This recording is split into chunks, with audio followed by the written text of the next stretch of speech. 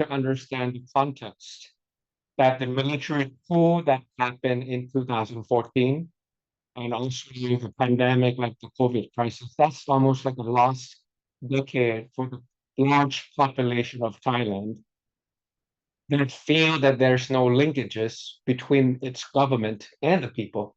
Because, the first 5 years was a military unopposed appointed government. And then the second half of the last decade was under General Prayut Chan-o-cha, who uh, might not know much about pandemic or might not know much about economics on things that are going on in the world. So people feel that they're neglected. That's probably one. Mhm. The number two is also uh, our party trying to offer something new that is attainable, that is probable to them. So I campaign based on a very basic platform of 3Ds. First is to demilitarize, making sure that the military in Thailand is professional,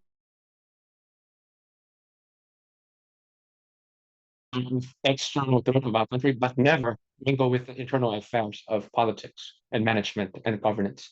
The second thing was demonopolize, making sure that even if it's small and medium enterprise have the uh, equality or have the equal rights to participate in a particular industry rather than prevention of competition from law.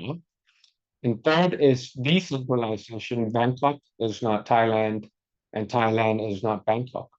And I felt like that really is just synchronized with a lot of what's going on in the minds of the people, whether it's people outside Bangkok that wants development, that wants autonomy, the right to develop according to their values, whether it's small and medium enterprises that wanted to participate in a liquor industry here in Thailand, also not just having two beers when you come over to this country, and also to make sure that the military serves the purpose of a military instead of intervening in domestic politics, such as the military coup for the past 13 times since we became democratic in 1932, one of the highest in the world. So I felt like those things are the things that people uh, had in their mind. So it was perfect storm between my predecessor of military coups as well as what we promised in the future.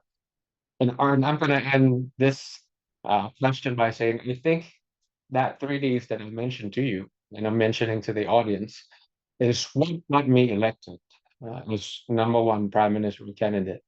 But at the same time, that's what stops me from becoming the prime minister. It's the election result, the outcome. It's not that the same that obviously we can talk about the mechanisms of appointed senators and the constitution of 2017 and all that, but that's going to be too detailed for the time being. So I'll get it back to you, to the professors, please, to the producer.